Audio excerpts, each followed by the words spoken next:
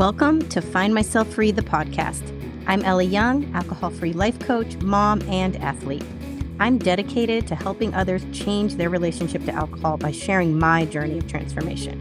Fascinated by my own capacity for change after decades of gray area drinking, I'm passionate about sharing what I've learned from neuroscience and positive psychology to help you break free from the drinking cycle and unlock your true potential. Hear my personal stories of triumph and struggle as I navigate raising two boys, finding myself after 40, building a business, and doing it all alcohol-free.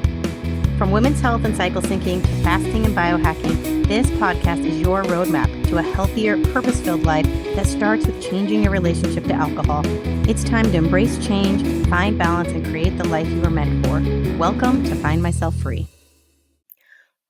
Hello, and welcome back to Find Myself Free. I'm your host, Ellie Young, and today I'm going to be talking about a topic near and dear to my heart. Can we protect our kids from substance abuse? So this is a really emotionally charged topic for me. I think when I became alcohol-free, the next challenge for me and my biggest worry was that I was somehow going to pass this on to my kids. And, it stems from a lot of fear. And even though I was never kind of a fall down drunk, a classic, what one would call an alcoholic, I struggled a lot and I made a lot of mistakes with alcohol that I don't want my kids to make. And so I am coming at this now, not with the idea that I know what's right and I am going to tell you how to talk to your kids about alcohol and how to do things. I just more of this open curiosity about how does one approach it now. There are so many studies coming out saying kind of these old methods of the way our parents groomed us into drinkers, thinking that there was a safe way to do it.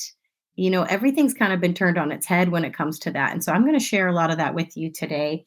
And so, it's been on my mind a lot. My son is 12 and a half years old, and an article came out by Marie Holmes in the Huffington Post, and it was titled, should we let our kids drink under our own roofs? With this idea that we are going to kind of teach them the safe way. This article talks about, kind of debunking a lot of these myths.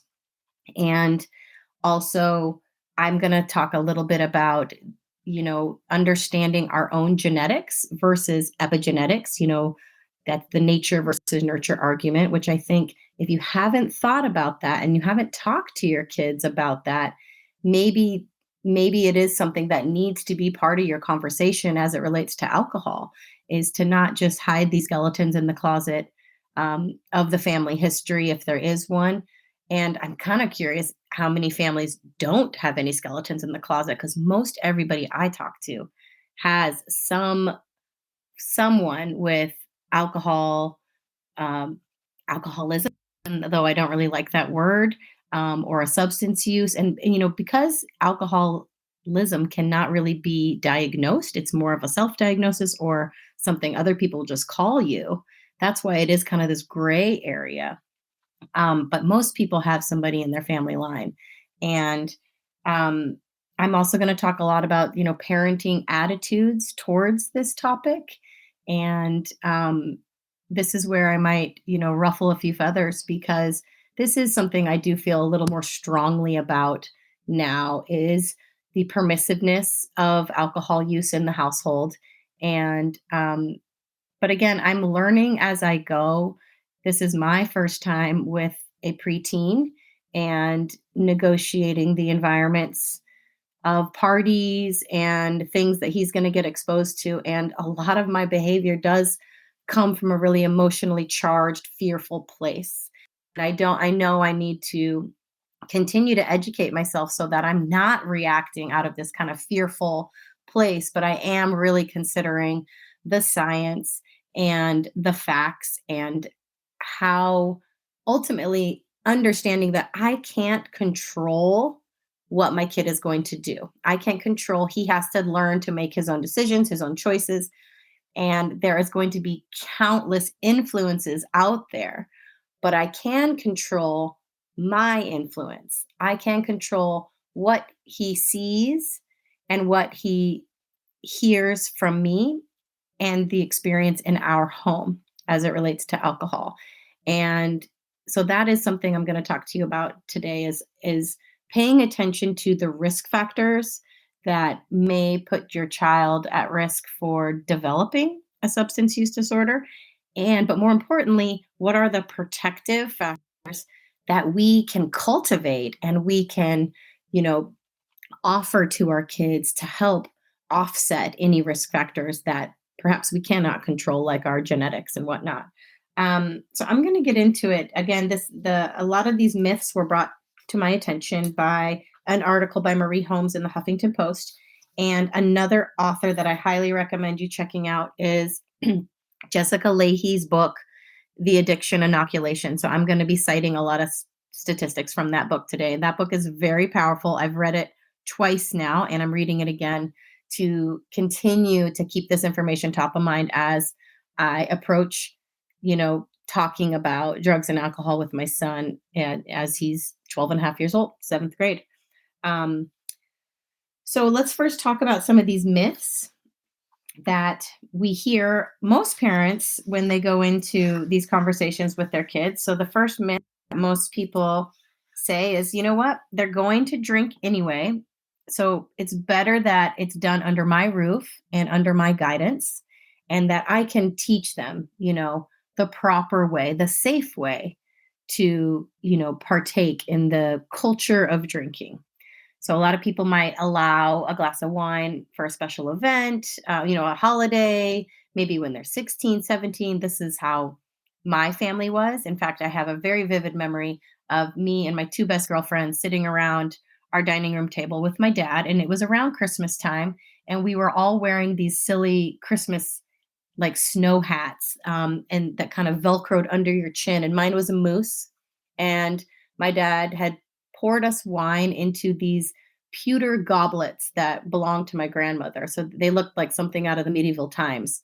And we had gotten permission from my friend's parents, and no one was drunk. They were spending the night. So they thought, they had done all of the due diligence of keeping this a safe experience. And it was a funny, positive night. I have a picture of it somewhere. We all had rosy cheeks, but we were probably 16, we were 16 years old. And, this idea that one, I think it's the myth is that you can teach someone how to manage a toxic substance. And that's a little bit, misleading, because if you're having this conversation with your kids in a way that is, hey, this is an adult behavior and it's something that is dangerous. You have to be very, very careful with this stuff and only have a little, and always have water in between. Think about all the things you would teach your child if you were like, from all my years of drinking, this is the wisdom I would pass on to you, right? But unfortunately, there's zero evidence that doing this actually works, that this actually prevents your kids from binge drinking, that it prevents them from having any type of dangerous behavior as it relates to alcohol. And unfortunately, all of the studies show that the earlier you are exposed to drinking, the more problems come from it. So here's a quote from Jessica Leahy. A kid who has their first drink in eighth grade, they have an almost 50% lifelong risk of developing substance use disorder. If it's pushed by 2 years into 10th grade, it will drop by half. And if it's pushed by another 2 years until they're 18, it drops again by half. And at that point, we're down to just about the national average for people with substance use disorder, end quote. So that is significant, that you can drop your risk from 50% in eighth grade, drinking in eighth grade, all the way down to, so that goes into 25%, half again, 13%, and then half again. So significant. The point is here that pushing it until they're of a legal age it makes a statistical significance in whether or not they will develop a substance use disorder.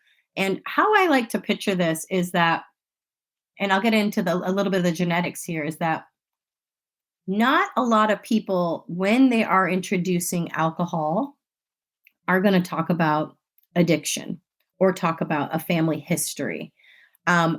My family certainly didn't, even though we had addiction, alcoholism on both sides of my family, but nobody talked about it. It was almost like, well, isn't it a shame that this happened to them?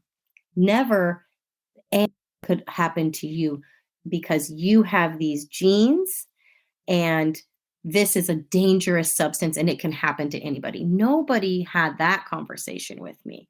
And from what I have read, and I've done it quite a bit, I'm trying to understand the genetic link with addiction. And they so far have not been able to prove that there is a gene for alcoholism. There are several genes, I think there's about 12 that can indicate whether or not somebody would have, a substance use disorder, but they have to be turned on. These genes have to be influenced and turned on by their environment. And that's where epigenetics comes in. So just because you're born with alcoholic parent does not mean you will become an alcoholic. Yes, you're more likely that the fact that you have the gene and the fact that you're being raised by an alcoholic parent is much more of an indicator. That's what's called an ACE, an alternative childhood event, being raised by someone with a substance use disorder, because the home is chaotic and what you're witnessing is chaotic. So those factors are so intertwined, your genetics and your epigenetics, that they truly can't pinpoint, like, hey, if you have this, you're guaranteed to become an alcoholic. So that is good news and it's bad news. For one, it tells me that one, you're not doomed by your genes, that you are in the driver's seat, you are in control. You can change your life, you can change your environment, and you can turn on and off genes um, to support your life. And it's also a bad thing in the sense that if you think you're protected because you don't have any alcoholics in your family and you've never had bad drinking going on around you, that doesn't mean that you can drink as much as you want and as often as you want and never develop a problem. Alcohol is an addictive substance and it's addictive to all human brains. Um, so paying attention to that and having that conversation with your kids, understanding, hey, the cards might be stacked against you when it comes to drugs and alcohol. I will have that conversation with my kids and say, hey, on both sides of our family, we have had people with alcoholism and substance use disorders. So this is something that you need to watch out for. This might be something that you can get hooked on easier than most people. And again, I also would paint a picture that what one would consider an alcoholic, this image of a person with a brown bag hiding their bottle and losing their job and their marriage and getting DUIs, that isn't necessarily what alcoholics look like. It can just be somebody who is chronically using it for any variety of reasons, but on the outside is maintaining a pretty stellar life. There is a lot of people like that. And I was one of them. I was able to function, but alcohol was not serving me. It was making me sick. And I made the choice to give it up without having to have some really awful rock bottom or terrible thing happen to me. And so I'm really lucky. But it's something to consider, and it's something I still don't understand why none of these conversations were had when I was a kid. I think it's just the difference in the era, that it was more something you don't talk about. Addiction, alcoholism were dark family secrets that people just kind of thought, oh, what a shame. And they never really talked about anything else, the science of it and the hereditability of it. So let me get into another myth, is that kids need to learn how to drink in moderation so that they don't binge later. So again, this is this idea that you're going to be the one to teach them moderation and that they need to start young. They need to start earlier so that when they go off to college, they're not going to, go on some binge and have a whole bunch of awful things happen to them. So they're like, oh, let's start training them now to be drinkers. Again, all of the studies show this does not work. In fact, the opposite works. The younger you start, the more likely you are to develop a substance use disorder. And that's not to say that every kid who tries alcohol at age 16 or 17 is going to develop. It's just statistics, just that's all these are statistics. Um, but here are some more for you. So this is from Lurie Children's Hospital in Chicago. The medical director there, her name is Dr. Maria Ramondar. Trends have fortunately been going down for the past couple of decades. They peaked in the 90s, she explained. Monitoring the Future, a survey of drug and alcohol use in the US, found in 2018 that by the end of 12th grade, so senior year, 59% of the students had consumed more than a few sips of alcohol. That's kind of a weird statement. And 42.9% of the 12th graders reported having ever been drunk. Okay, so let's say 43% have been drunk. That's not even half. That means the other half of students aren't getting drunk in high school. So that means that and statistically that group is safer. So we don't need to assume that our kids are necessarily going to drink and that we need to be the ones to teach them and that we need to start training them now for this heavy drinking that they're going to do in college. There is another way. And so that's promising to me. And I think even more so, like this was a 2018 study. I think more and more trends are continuing to go down for young people drinking trends. Now, I think that might be because other drugs are going up, perhaps the accessibility of pot, weed, and psilocybin. I do think a lot of people are microdosing now these days and drinking less. So I would wonder if the correlation, the drop in drinking means that that just moved over to weed and psilocybin. Um, so again, I think this idea that you need to help your kid train how to be a proper drinker. What would you tell your kid about drinking and how and trying to understand the science of it that you believe you can control it. Can you control it? Like, have you controlled it perfectly in your past? And do you really have that as a skill down pat? Or are there nights where you still drink more than you want to, or you're drinking for sad reasons and the coping mechanism? And so when you are having these notions of educating your kids about alcohol and grooming them to be safe drinkers, you really need to examine your own relationship with alcohol. And this kind of gets a little fuzzy for me because again, I don't want to tell anybody how they should raise their kids. And just a couple years ago, I would have thought that, oh, I'm going to have them drink in my home and this is how it's going to be safe and blah, blah, blah. That's the way I was raised. I honestly drank in my basement in my high school years, not all the time because I played a ton of sports and I rarely had time to party. But when I did, I was able to do it in the basement of my house. My parents never bought us alcohol, but I think they knew and that they were somehow felt safer because I was in our home. I wasn't driving around. I wasn't sneaking around. But by the way, I did do that as well.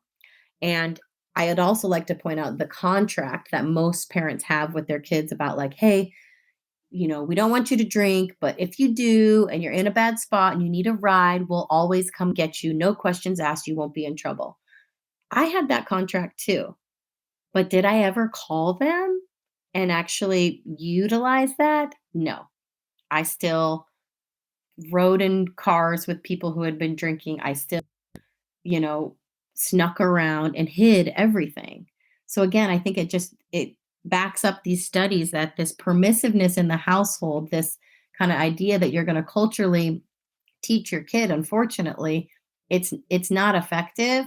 Um, Maybe you feel better about it, and And it allows you also not to have to confront your own relationship with your drinking. Because, you know, again, I'm a little biased because I come from this place of where my drinking was bad. I don't know, most people I feel like haven't really considered their relationship with alcohol. I think they think it's totally benign. Oh, everything's fine, but they still drink perhaps in unhealthy ways that they haven't really considered. They haven't really linked up how they feel after. Um, and so that's just something I would recommend, is just investigating your own relationship with alcohol before you have this notion that you're going to be you're the expert to teach your kid how to do it properly. Um, so another myth that we can talk about here is, we should follow the lead of the European parents who allow kids and teens sips or drinks at special occasions. Okay, so I've been debunking this myth for a long time. I can't tell you how many times I've heard parents, especially when they hear what I do for a living, they're like, but I'm going to let my kid have a beer. I let him have a sip, and I da da da da da. Because this is what the Europeans do, and they have a much healthier relationship with alcohol. Wrong, false. So again, I'm going to quote Jessica Leahy here. The European Union as a whole has not only the highest levels of alcohol consumption in the world, but deaths attributable to alcohol. Okay, and she also notes that although there are a few exceptions here, certain countries have fewer alcohol deaths. This idea that all of Europe has a healthier relationship with alcohol, it's problematic, and it's just simply not true. Um, so there's just no evidence that giving teens small amounts of liquor under our roof in this permissive kind of nature prevents them. In fact, all we have evidence of is the opposite. The earlier you start, the quicker you're on this ramp. And I picture this ramp like a slope, right? The sooner you get on that slope, you're going to be more progressed by a certain age. If you start at 16, by the time you're 21, you've been drinking for 5 years now. Maybe not drinking a lot, maybe just drinking once in a while with your friends. But at some point, you've been on the ramp longer than other people, and you can get addicted faster. Addiction happens with frequency and volume over time. And then if you have these ACEs, these alternative childhood events, you can speed up that ramp considerably.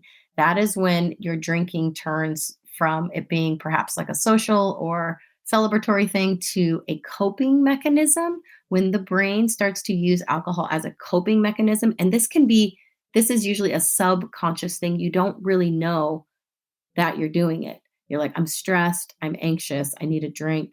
That little shift in your drinking behavior does ramp up the rate towards an addictive relationship. So that is something to consider. So that's the next thing I want to talk about, is actually the risk factors that we're watching out for with our kids versus the protective factors that you can cultivate. So the risk factors are what I mentioned before: ACEs, traumas, alternative childhood events, and categorize these into um, three different categories. There is abuse, which can be emotional, physical, and sexual. Then there are household challenges, and this can be being witness to violence, witness to mental illness, substance abuse, or criminal behavior, and divorce or separation. And then they can be the third category is neglect, and that can be emotional or physical. So ACEs can happen to anybody, and they aren't always visible, right? You assume this is only something that happens to poverty-stricken kids. No, they happen to every socioeconomic place, everyone. Um, so understanding, if your kid has any of those ACEs. Another is your genetics and the epigenetics. So genetics would be, what's happened to them in the culture, the nature versus nurture, the nurture part of that. Academic failure.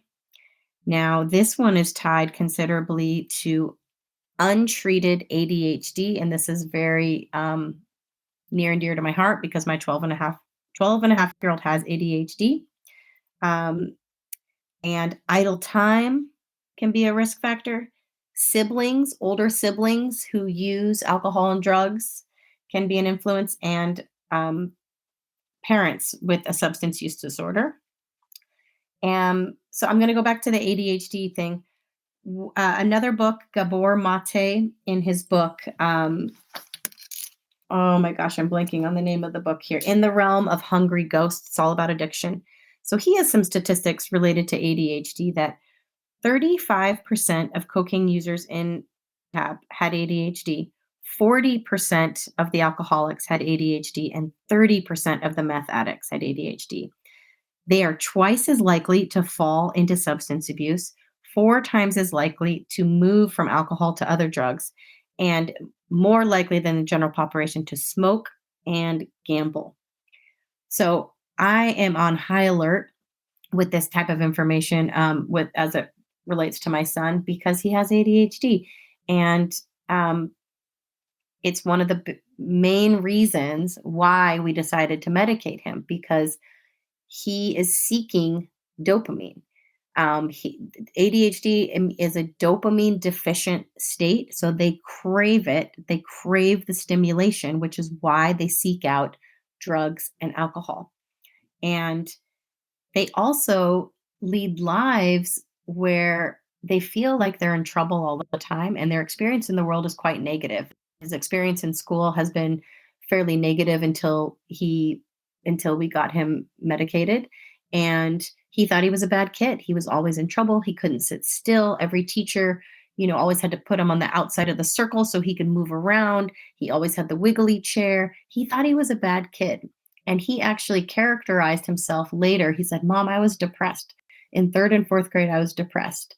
And the fact that he even knew what that word meant. And again, this was also during homeschool, during COVID, and at the height of my drinking. And he was struggling, and I was struggling because I couldn't help him. So part of my sobriety story is me getting alcohol free so that I could properly help my son and get him the help he needed. And instead of taking his struggles personally, I could think clearly about it and get him the help he needed. And he's no longer hopeless. One of the other risk factors is hopelessness, is that kids think they have no power over changing their circumstances. And so that is something that I now try to cultivate in him, is a sense of hope, a sense of belief in himself. So the uh, protective factors that you can work to cultivate, let's go through those because this is where our efforts are, right?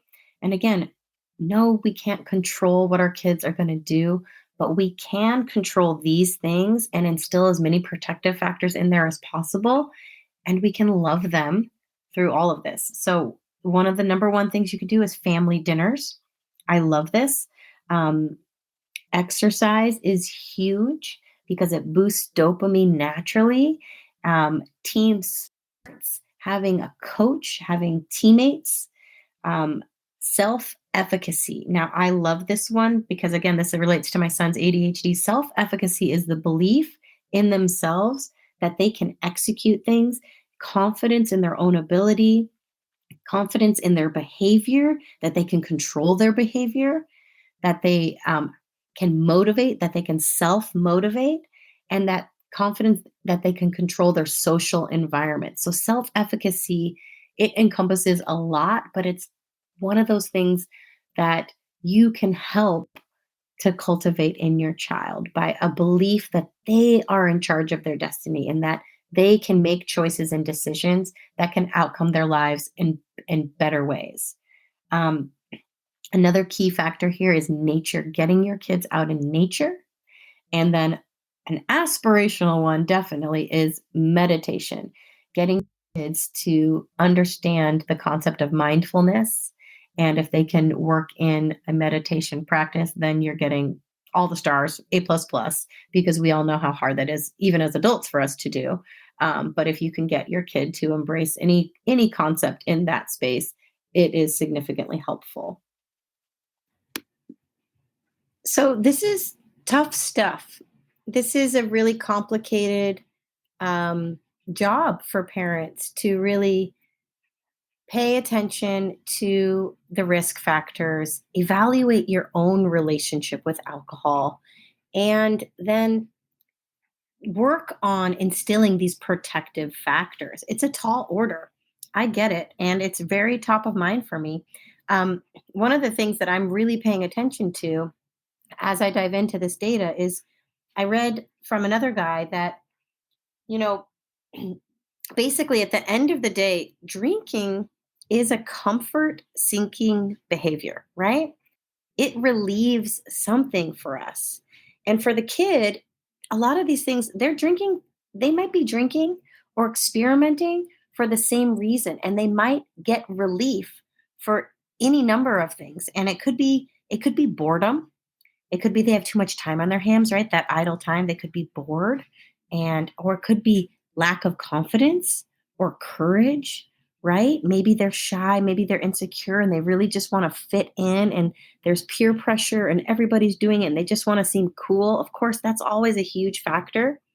Or it could be anxiety, stress, pressure, perfectionism. I think this is along the lines of where my drinking stemmed from is as I was growing up, I put a ton of pressure on myself. I was a straight A student. I played all the sports and I was captain of all the teams. I was class president. I was homecoming queen. I really strived to be a perfect child. And I think alcohol, when I first started drinking, it allowed me to escape that pressure for a bit and to kind of live out this alter ego, this kind of wild child who wasn't perfect, who was able to let their hair down and have fun and be a little crazy. And that's definitely, as I got into adulthood, I do know that my number one reason I drank was to cope with anxiety and stress. And then of course they could be numbing trauma. If something really awful did happen to them and alcohol has become the way that they numb out from that. So I am paying attention to all the things. You have to know your kid, you have to be checking in with them, and that's why those family dinners are so important, so that you recognize if there is something going on that they could be looking to self medicate, right? And then teaching them healthy coping mechanisms. I think this was like the biggest gap in how we were raised, is that we never learned healthy coping mechanisms. We were all taught that alcohol is a safe adult behavior that you get to participate in when you become of age. And then, don't worry about it. It's only an unlucky few that can develop an addiction or a problem. It's not you. And nobody ever really taught you how it happens, right? They just said, oh, this is all normal behavior. Drinking, socializing in college, binge drinking, this is all fine. Everybody's doing it. Nobody's out there warning you about what can happen and when the slippery slope begins, and how alcohol can get so intertwined with your mental health, and that you don't know what comes first, the depression or anxiety or the drinking. Um, so we need to pay attention to what messages they've been fed about their drinking. I think times have changed so much, and we have an opportunity to not demonize alcohol. Again, I don't want to make it taboo, but you do have an opportunity to pull the wool off from over their eyes and expose the wolf in sheep's clothing and say, this is what alcohol really is. It's an addictive substance. This is what it's going to do to your brain. It's going to make you feel good temporarily. It's going to relieve that stress, that anxiety. It's going to make you feel like you're part of the in crowd momentarily. But for every high, there is an equal and opposite low. And explaining that to them so that they aren't duped into thinking that this is life's elixir. They aren't duped into thinking they need it to participate in the culture, and that they need it to socialize, and that they need it to be brave. You have to expose the way this substance works in their brain. And I have another amazing book I want to recommend to you, and it's by Annie Grace. She is the author of This Naked Mind. It's the program that I am certified in. And she has written a kid's book called Buzz to Buzz Kill: How Alcohol and Dopamine Hack Your Brain. It's a picture book, it's small, it's short, and it does an excellent job of explaining the nature of alcohol to kids. It correlates it to, like, you know, TikTok, and how you can, or overeating candy, or overplaying video games, and how you don't know why you can't stop. You just keep going and keep going. This is dopamine. So this is a book that I have read to my kids a couple times, and I just kind of leave it around the house and let them flip through it. So these are the conversations that I want to make more common and more regular. And when they're of the right age, I want to explain my alcohol journey and when my dependency began and how it shifted from being this thing that was totally a social party, thing, into kind of a darker coping mechanism that I hid. Um, and I want them to know all the nitty gritty about it so that they understand that this is in their genes. This is what it can do for you. You can be successful. You can be driven. You can be doing all the right things. And this stuff can still sneak up on you. And to just be on alert and be paying attention so that they're not going into it again, pretending like none of this stuff exists, because alcohol is so just indoctrinated into our culture. It is so, ubiquitous with everything we do. So that's all I have for you today. It's a lot. And again, I just want you to know, like, I am with you. I am in it. This is my first time going through this. I am learning, and I don't have it all right. I am humbled continuously by parenting a preteen.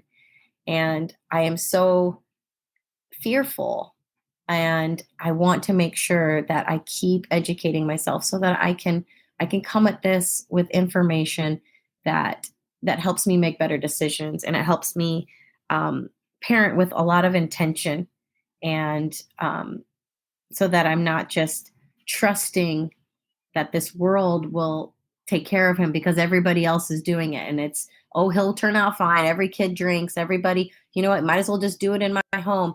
There, just so you know what I plan to do, and this may evolve and I will update you if it does, but this is my plan.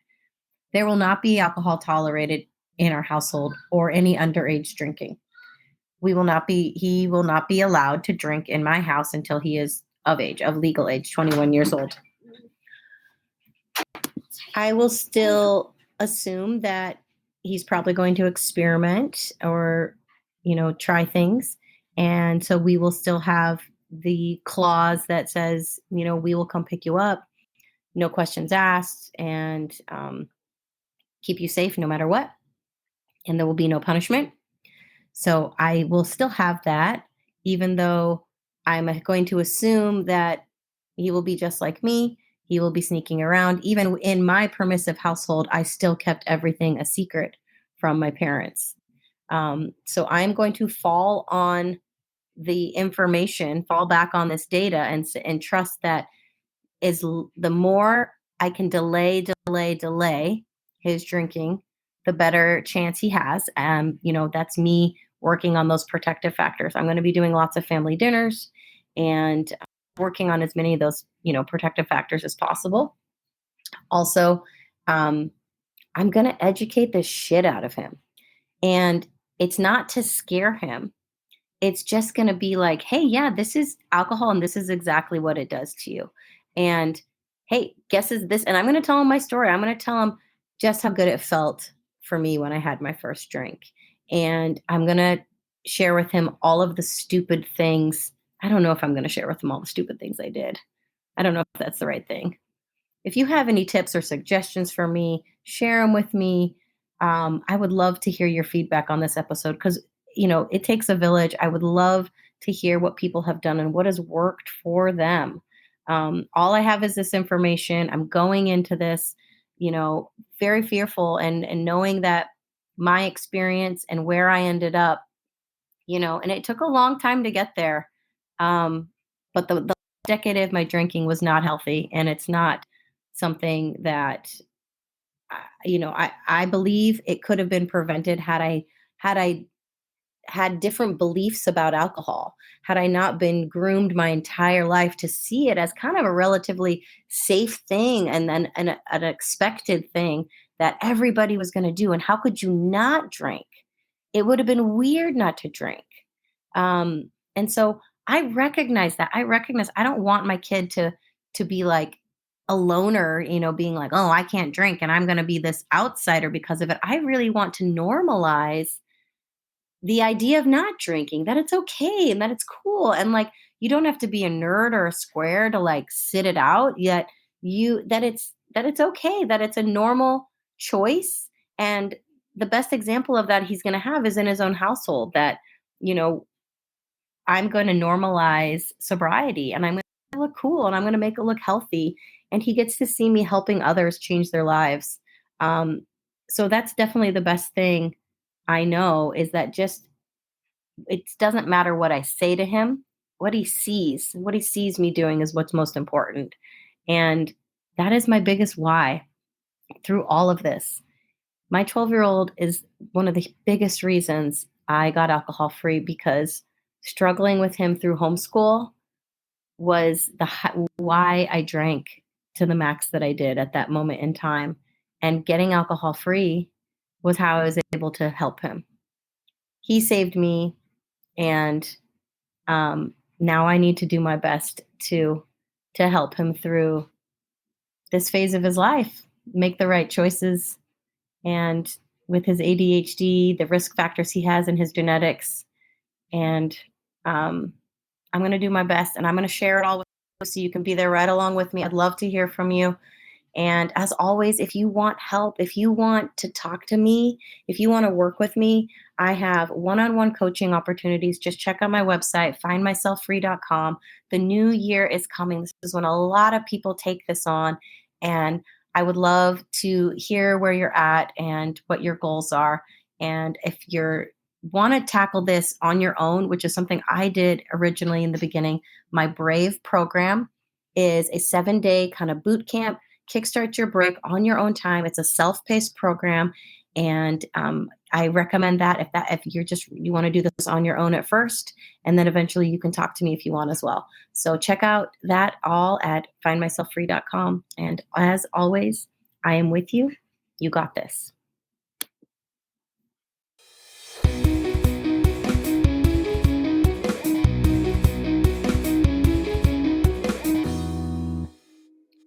Hey, team, you've just listened to an episode of Find Myself Free. And if some part of this left you wanting more, if your curiosity has been piqued and your intuition is telling you, I'm ready for more, I'm ready to look at my relationship to alcohol and find out just how much it's holding me back, then check out my coaching offers at findmyselffree.com. For those ready to kickstart a change privately on their own time, I offer the Brave course, a 7-day program to shift your mindset around alcohol and connect with your future self. This is chock full of all the information that was key to my transformation. If you're looking for additional support, I also offer one-on-one coaching. I worked with a coach for 4 months at the start of my alcohol-free journey, and it made all the difference. Being able to talk to someone who knew what I was going through and could help me navigate my new world gave me a foundation of support I could build on. And it's a big reason why I'm a coach today. I want to help others find their freedom and level up their health. If this sounds good to you, then connect with me at findmyselffree.com. Listen to that intuition that was telling you you are meant for more. I'm with you. You got this.